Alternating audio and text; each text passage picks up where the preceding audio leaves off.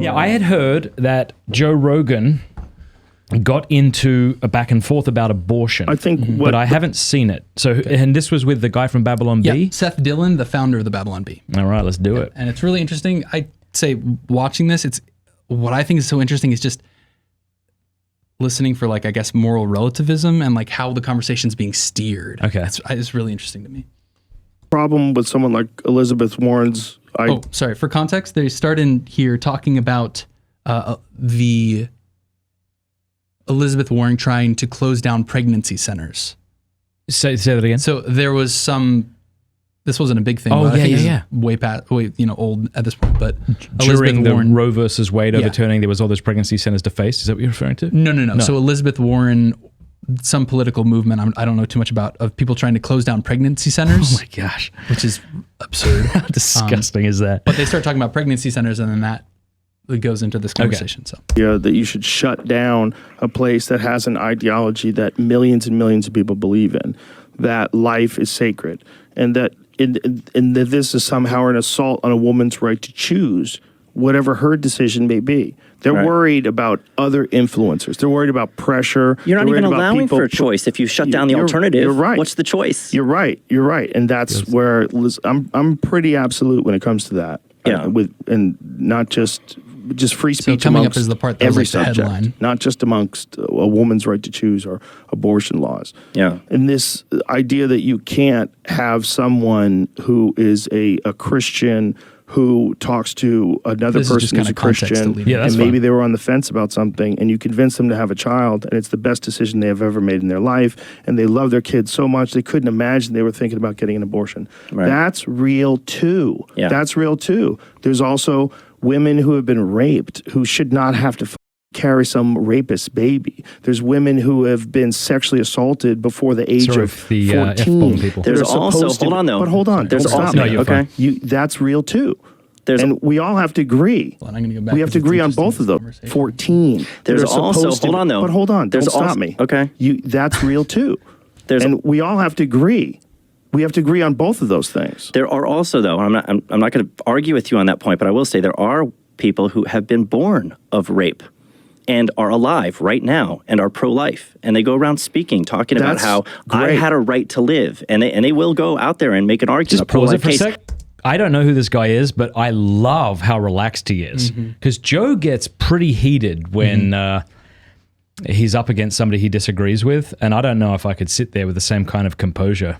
Keep going. They're born of a rape. You don't have a right to tell a 14-year-old girl she has to carry a rapist baby. I'm You just saying that. don't. I'm But just do you saying that's understand what real you're too. saying? Yeah, I understand what you're Do saying. you understand what I'm saying? Like, you don't have the right to tell my 14-year-old daughter she has to carry her rapist baby. You understand to that? look that woman in the eye who was the born listen, of a rape. do you understand that? That's a 14-year-old child. I know. If a 14-year-old child gets raped, you say So that this is- they have this to carry is, that baby?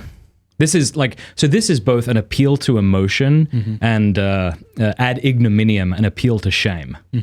I want to see how he handles that. Yeah. I don't think two wrongs make a right. I don't think That's murder. not- I don't think that's murder is wrong. an answer to. I don't think murder fixes a rape. What Ooh, if very we're good. talking about an abortion when the fetus, literally it's like 6 weeks, 4 weeks, 3 days?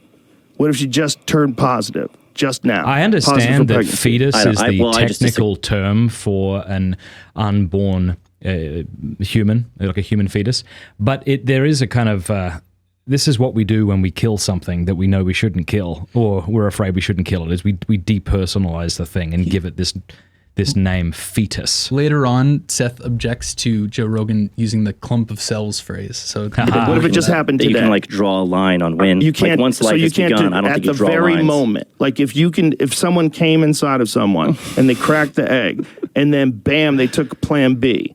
You shouldn't do that. Well, I mean, that's if it's preventing the pregnancy from No. occurring. It's that's different. an abortion. That's what Yeah. Plan B is. It makes your body abort the conceived pregnancy. That's what it does. Is it? I mean, I'm pretty sure. Let's Google it. I know that women used to do something similar. They would take like a shit ton of birth control If it pills. prevents the conception, it's different than if it's terminating. No, it's terminating. Yeah. I'm 90% sure it's terminating. Okay. Yeah, it's terminating. So I put a cut in there. right. They take a long time to research. Like, there's different kind of pills that do different things, Okay. of course.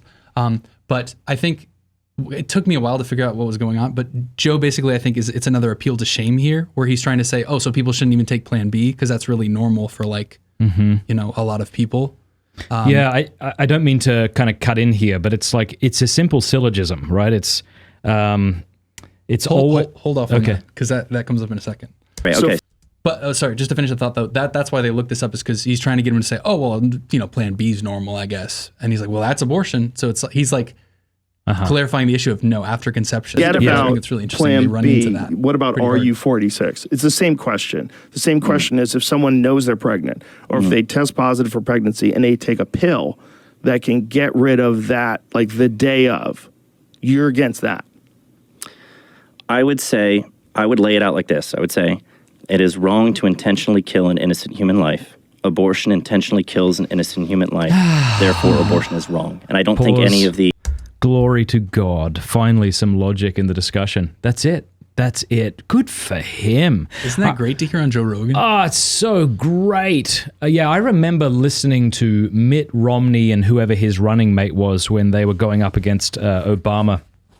The topic of abortion was brought up. And I remember them saying, is it Paul Ryan? Who was the guy who ran? Isn't that funny? Right. This is the glory of the world, people. You could be running for vice president and we'll forget you. I remember they were saying, well, except for the cases of incest and rape, you know, and I was just so disappointed in that because it is a simple syllogism. Here it is. It's always wrong. And I love what he said too about human life. Notice he doesn't get into the argument of what is a person, because that could have gone right off the rails, especially if Joe was smoking pot.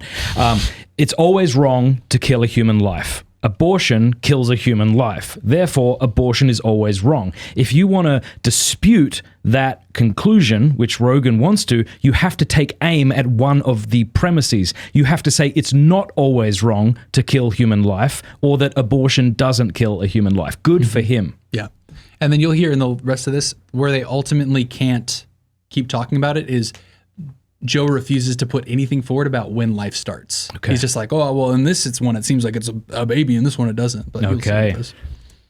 I don't think any of the examples of like, oh, well, how developed is it? You know, can it think? Is it conscious? Can it dream? Can it feel pain? So for you, it's the moment of conception. I think that if it's a human life, when is there a human? a distinct human life, then I think it's wrong to end its life.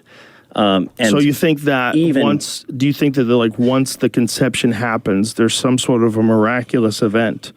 Like at the very moment, like you could literally get to the point where the sperm cracks the egg. If you could scoop that egg out right there, would that be abortion? In the Catholic doctrine a little bit. I mean, at some point you're going to have to say there was a magic moment that happened, because you believe that we eventually become valuable humans. When is it, Joe? Right? Well, listen, where's the moment where you think the magic happens? Let me tell you my perspective on this, because I've said this multiple times, but it bears repeating.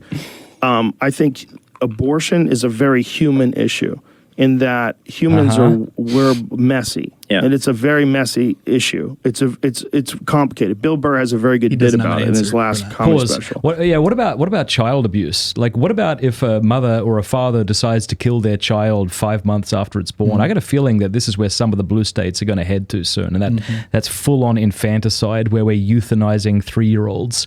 But I think most people would agree that that's a disgusting thing, right? That a parent doesn't have the right to kill their child because it was turned out to be conceived in rape, or they've now realized that they're not financially capable of taking care of it.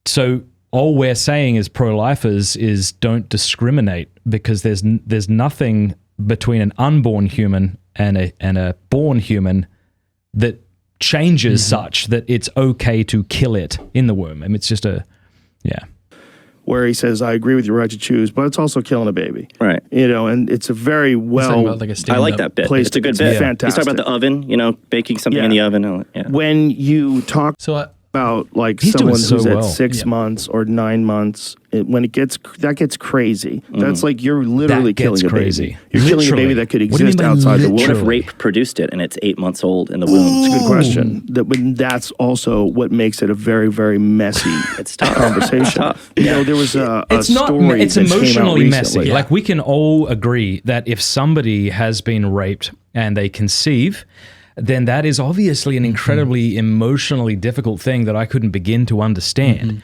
But the question still remains, is it ever okay to kill a human life? Because if the answer is no, then the conclusion is no, and yet that is a terrible thing that's taken place, and we should punish not the baby, but the person who committed the rape, and we should probably punish that person far greater than we are in this society.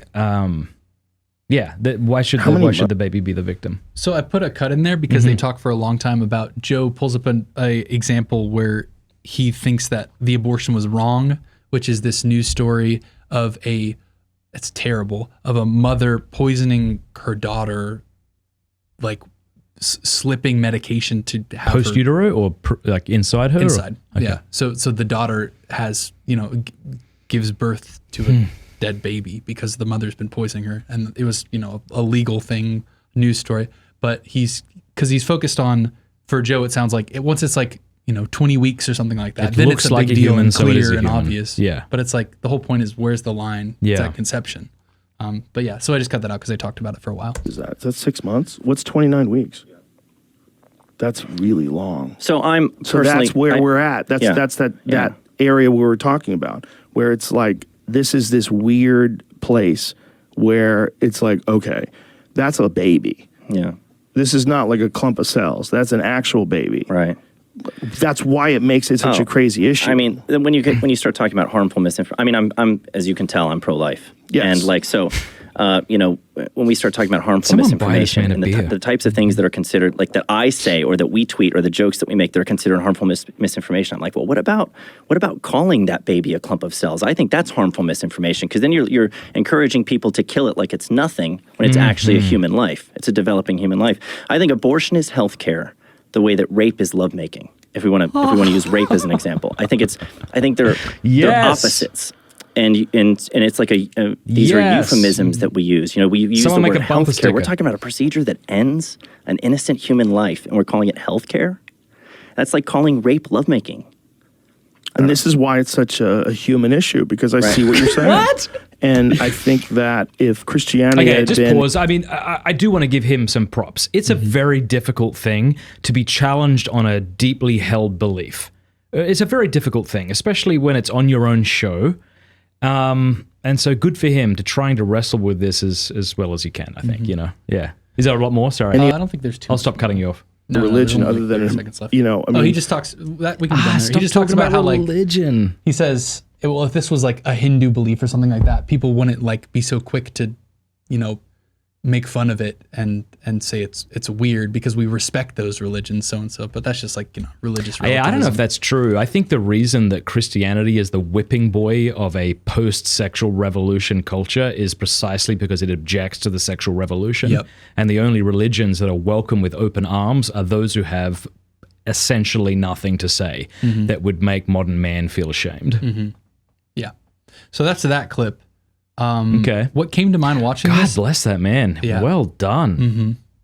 It's just great. I to hear. wonder what the comments must be just out of control on those. I'm A sure lot of the ones I saw were like, this is actually a really measured conversation. Cool. Like, good for them for actually talking to each other about this. Absolutely. All right. Awesome. Thanks for sharing that. And God bless that mate, that man. At the risk of sounding too scholastic, it reminded me of something in college we read. I think his name was McIntyre. Yeah. And his idea was emotivism, which Yeah, is exactly. rather than actually having philosophical discourse, we give examples to each other to try to elicit an emotional response. Yeah, or And that that's our how we- condemnation of things we consider immoral amounts to saying abortion boo, Yeah. or anti-abortion boo, but there doesn't seem to be logical arguments that are grounded in reality. Yeah. Hey, thanks so much for watching. Please be sure to like and subscribe and leave a comment below letting us know what you thought about the video.